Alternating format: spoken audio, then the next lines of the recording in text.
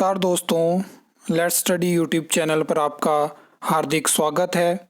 I hope आप अच्छे होंगे, स्वस्थ होंगे।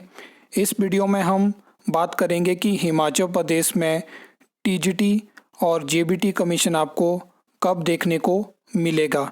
इस वीडियो में कुछ फैक्ट्स आपके साथ शेयर करने वाला हूं, जहां से आपको आइडिया हो सकता है कि अब आपको ये कमीशन देखने को मिल सकता है।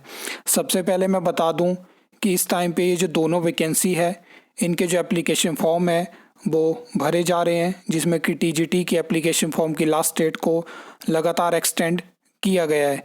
अब यहाँ पे मेन चीज़ है कि इसमें हज़ारों में जो है वो लोग मतलब इसमें अप्लाई करेंगे, तो इसमें ऐसा नहीं है कि कम स्टूडेंट आपको देखने को मिलेंगे।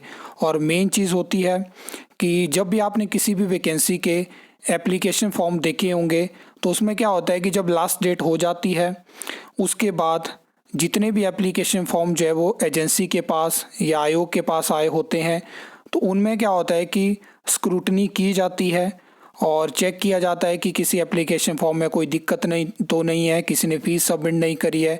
फिर उसमें रिजेक्शन होती है, रिजेक्ट किए जाते हैं।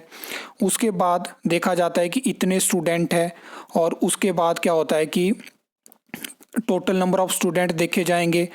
उस हिसाब से देखा जाएगा कि कितने एग्जामिनेशन सेंटर की ज़रूरत पड़ेगी, और उस हिसाब से पूरा सिटिंग प्लान बनता है।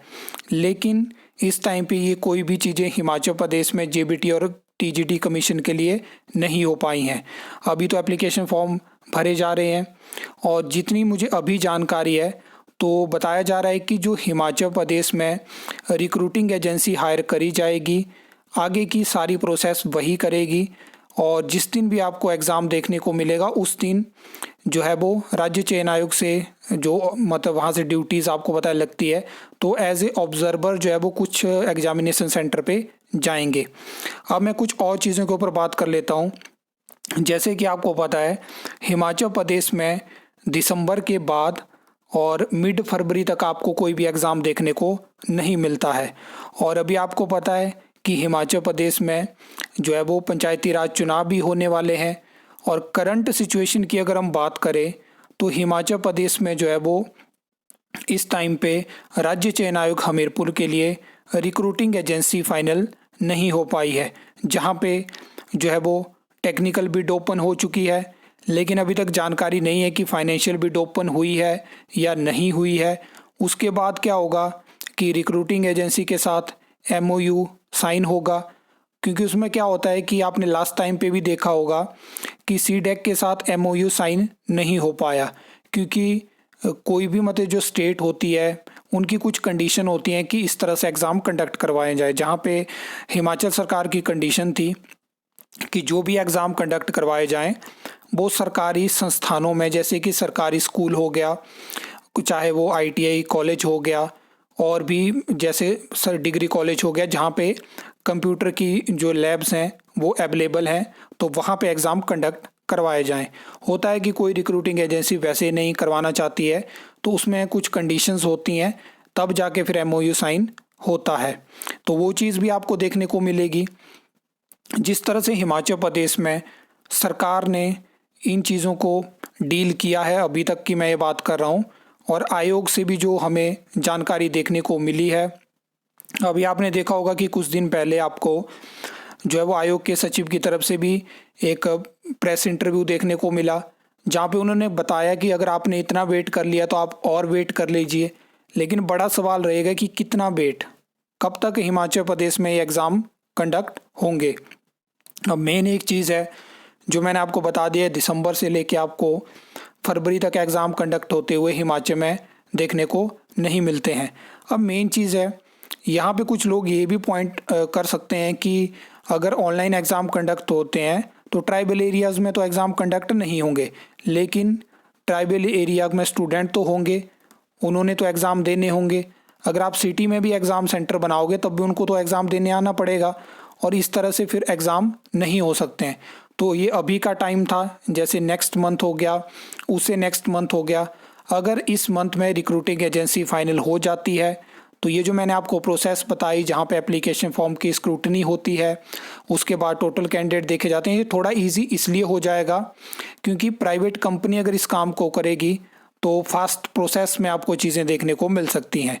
और उसके हिसाब से अभी ये चीज़ें क्लियर नहीं है कि जो क्वेश्चन बैंक रहेगा वो क्या राज्य चयन आयोग का होगा, क्या उस प्राइवेट रिक्रूटिंग एजेंसी का होगा, क्योंकि बाकी जो सारा काम होगा क्वेश्चन पेपर से लेके पूरा रिजल्ट बना के आयोग को रिजल्ट दिया जाएगा, ये प्रोसेस तो रहेगा। तो सारा काम रिक्रूटिंग एजेंसी के पास होगा। फिलहाल के लिए इतनी जानकारी है। बाकी जैसे ही MOU साइन होगा, पूरी नोटिफिकेशन निकल के आएगी, वहाँ से सारी चीज़ें क्लियर होंगी।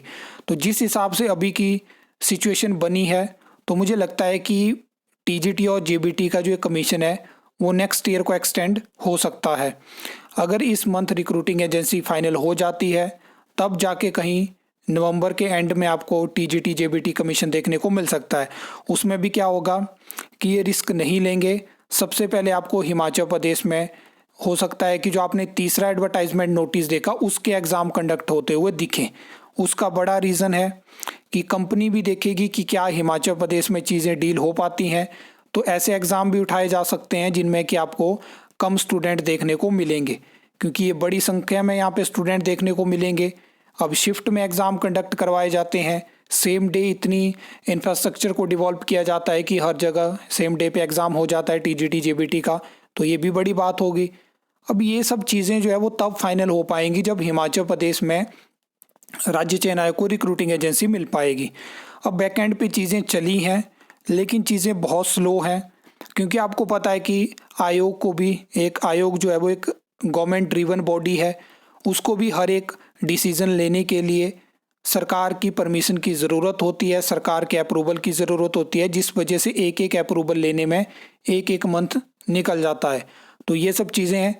अगर आप दूसरी साइड देखोगे तो PSC शिमला जो है वो संवैधानिक बॉडी है, तो उनको इन सब चीज़ों में सरकार से हर एक चीज़ में अप्रूवल की ज़रूरत नहीं होती है, वो अपने बेसिस पे भी कुछ डिसीज़न ले सकते हैं।